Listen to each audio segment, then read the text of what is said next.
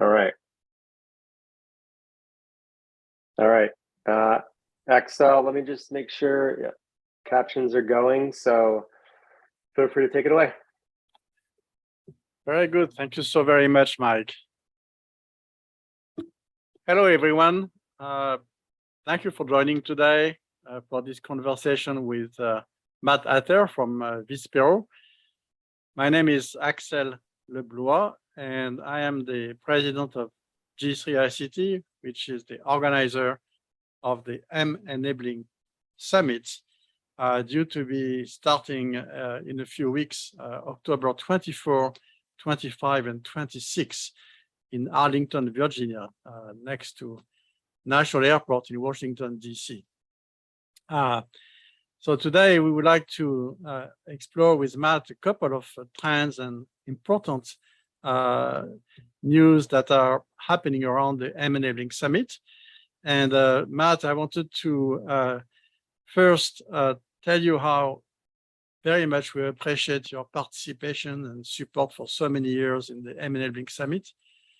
As you know, we are a conference dedicated to promoting innovation in digital accessibility.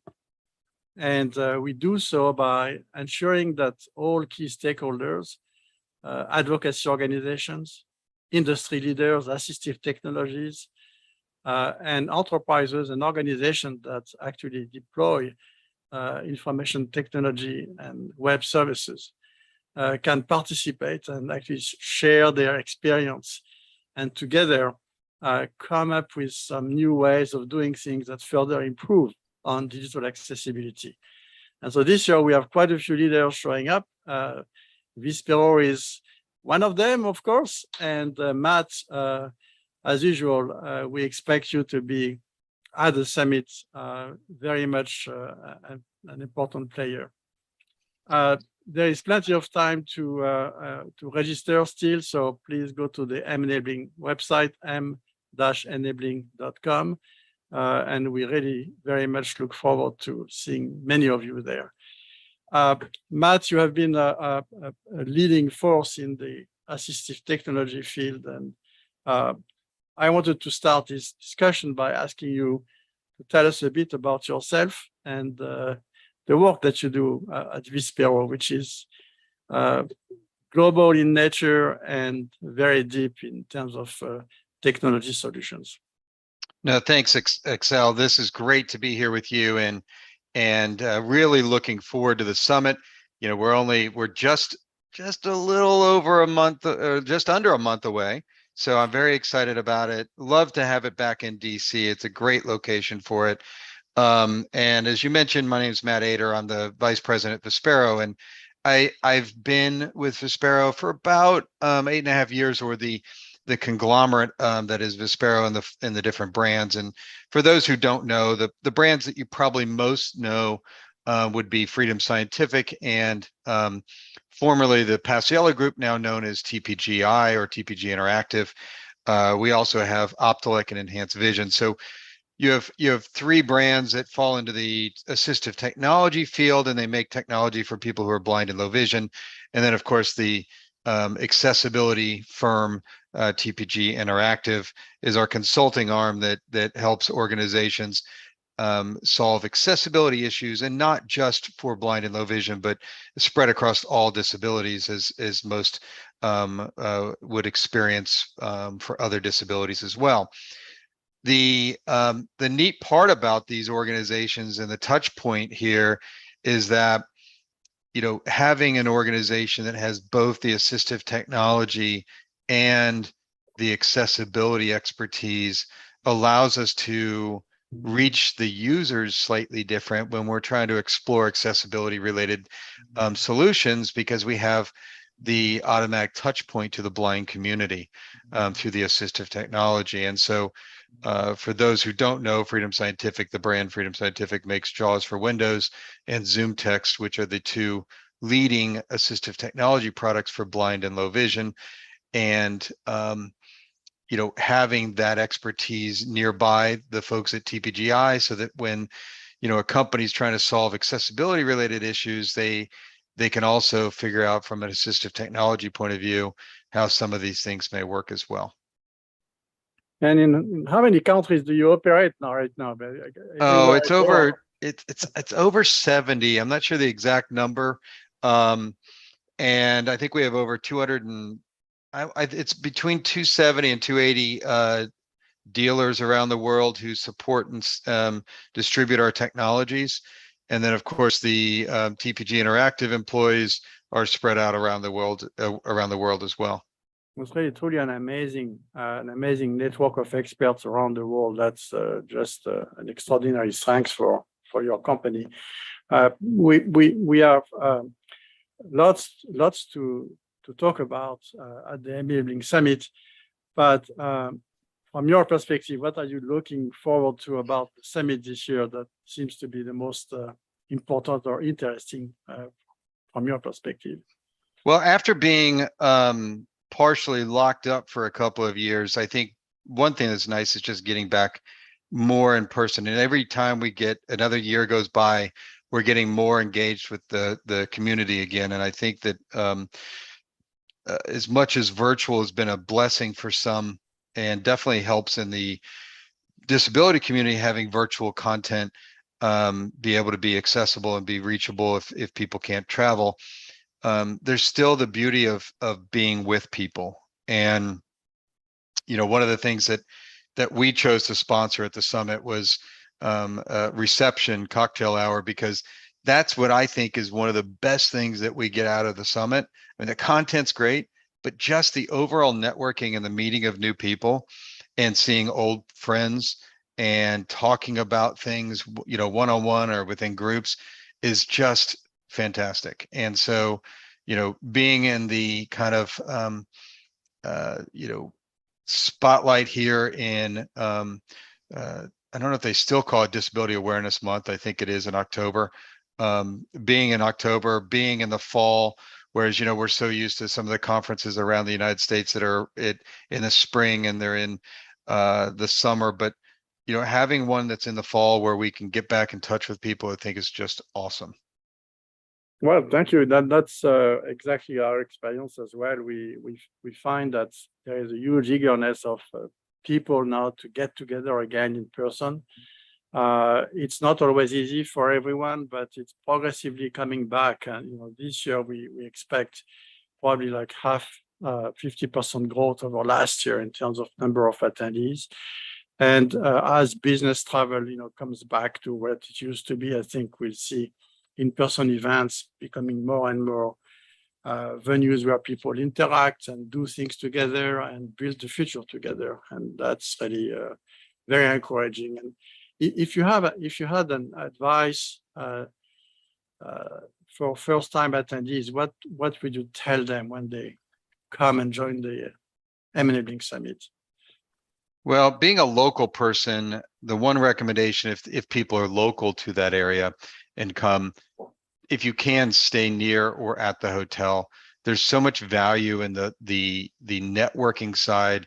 And if you have to commute, you lose some of that. So you're also exhausted after commuting. So for the locals, I think that's important. For everybody else, don't forget your business cards. I know that seems weird. Do we still have business cards after 2 years of not needing them? You know, look at the agenda, figure out what's relevant to you. Also, you know, make sure that your things like LinkedIn and other platforms are up to date so that you can share those with people as you get to know new people at the summit. And I would just say that, you know, take as much in as you can. The one thing that we also invest time in that we find important is that we do have a booth there. So we'd love people to also come by and see us at the booth, where we'll have technology from the different brands there for people to look at and talk to our staff. And, you know, having the experts there is also valuable for people, because you can figure out what are others doing in the field. Yeah, that peer-to-peer exchange is probably one of the most you know, effective ways for participants to see what's possible. And we just love the lived experience that is being shared during session and in the showcase. It's quite a remarkable high energy experience. You yourself will be giving a talk during the conference. Can you perhaps unveil to us some of the of what you will be sharing with the audience?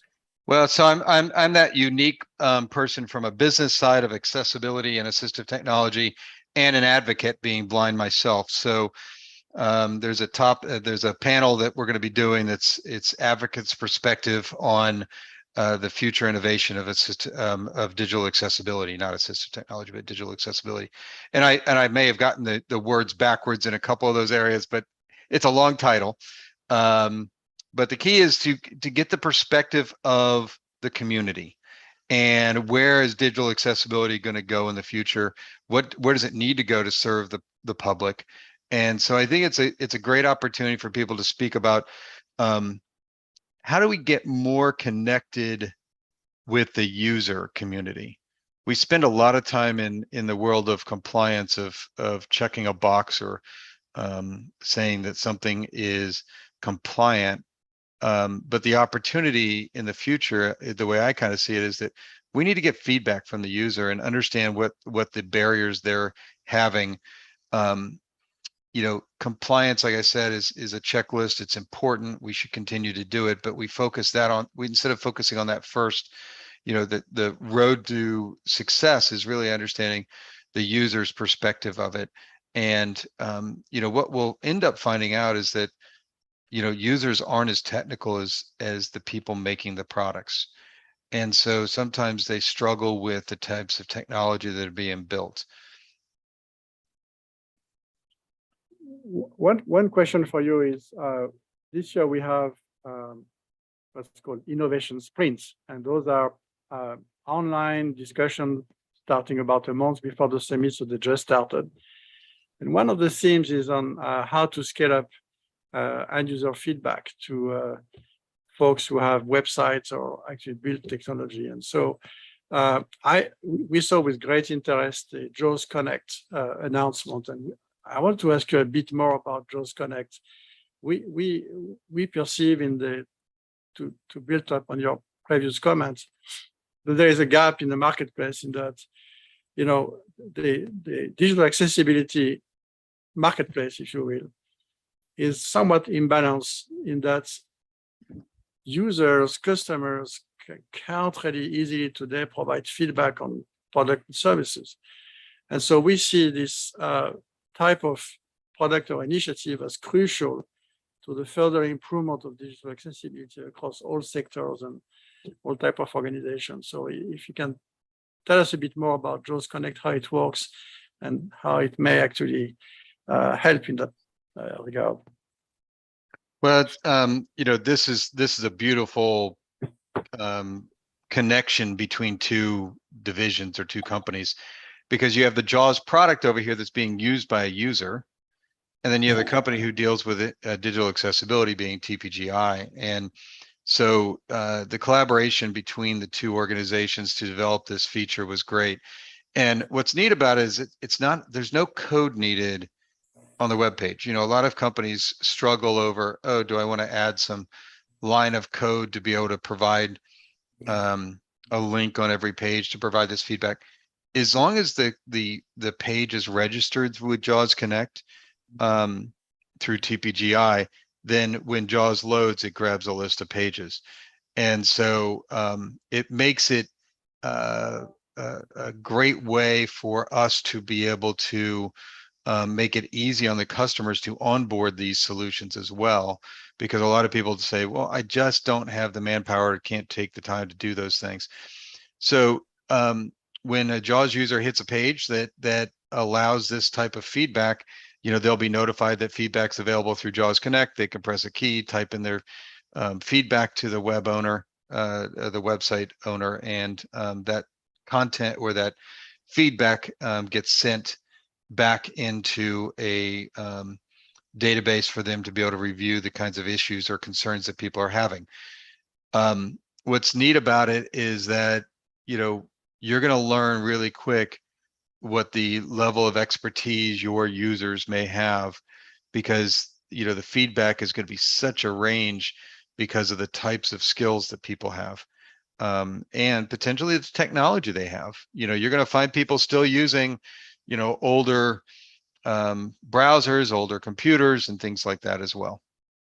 So we see it as a great opportunity for the combination of JAWS to be able to allow the user to be able to provide the feedback rather through an easy, simple to use form.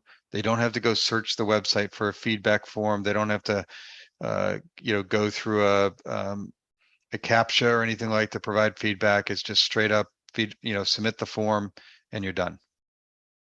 That's super exciting development, and we very much hope to hear more about it at the summit. That's a real fertile field for innovation. The summit itself, the Enabling Summit, is of course being based in Washington. Lots of national organizations of persons with disabilities and policymakers, big corporations are nearby, and so it's kind of a unique spot where you have the disability community leaders meeting and really interacting with industry and policymakers and experts. From your perspective, what kind of benefits or interest there is for the disability community and the accessibility community to participate in this type of event? Well, the one thing is you get a closer connection to government than you traditionally do at most of the other conferences. And then the policymakers from the different large corporations as well. So, you're going to find, I think I even saw Zach on there from Verizon and some other people from different organizations, like having them in the room to communicate and share that what they're doing is so important for the community to understand what companies are doing today. And so I think it's awesome that the types of people you're bringing into the organization to speak at the summit and for people to network with. Going back to something that I recommend people to do is, make some effort that you say, I want to walk out of here and meet 10 new people. And it's a huge opportunity for you to do that at the event. So one last wish on your part, if you were to express the wildest expectation for the summit, what would that be? Are you asking like something new I'd like to see at the summit, or just something new, something great, something that it would be great from your perspective? Yeah, I don't know. I hope it's great weather this year, because I always like to get out on one of the balconies and just chat with folks, because sometimes we're in these conferences we get stuffy, right? I hope that people get out and see the technology out in the exhibit areas as well. And I want to meet 10 new people. I think that's, if you see me and you don't know me, come up, let's meet. I think that's, again, even though, I live in the area, I stay at the hotel because I want to connect with people. And so I think those are the things I think, it'll continue to grow. Something you didn't mention, and you've been doing this for a while, right? So what's the number of years we're at right now? So you're right. This is our 10th anniversary. Yeah. It's 11 years of the show, but with the gap with COVID, we went just for a year, but this is going to be our 10th edition, and Vispero is actually sponsoring the celebration this year. So that's fantastic. Yep. We really appreciate that very, very much. And I go back to, I think I was the first one at the Gaylord over. That's right. Yeah, so I remember that one. Yes. Talk about a monster hotel. I mean, that place is just. We had the opening session in the FCC commission room, I remember, to look at the 21st Century Act. And then everybody took buses to go to the Gaylord. Now we moved to Arlington the following year, and I've stayed there because it's so convenient for folks to fly at National Airport and cross the bridge from the DC area. So, but that's no, thank you for reminding me that that's an important aspect of the summit this year. And we'll have lots of folks who are coming and have been there since the very beginning. And over the past 10 years, we have seen such tremendous level of innovation in the field of accessibility that, you know, there is so much added up expertise and you know, positive changes that we can celebrate as well. But anyway, I really wish that all our colleagues who can join the Enabling Summit. Again, it's if you wish to look at the agenda and look at the list of speakers and register, obviously, it's you can go to m-enabling.com, and we'll be happy to have you join for the 10th anniversary summit. And again, Matt, thank you very, very much for Vispero support participation since so many years. And again, this year for your active participation and leadership in the event. We're looking forward to it. Thank you very much. Thank you.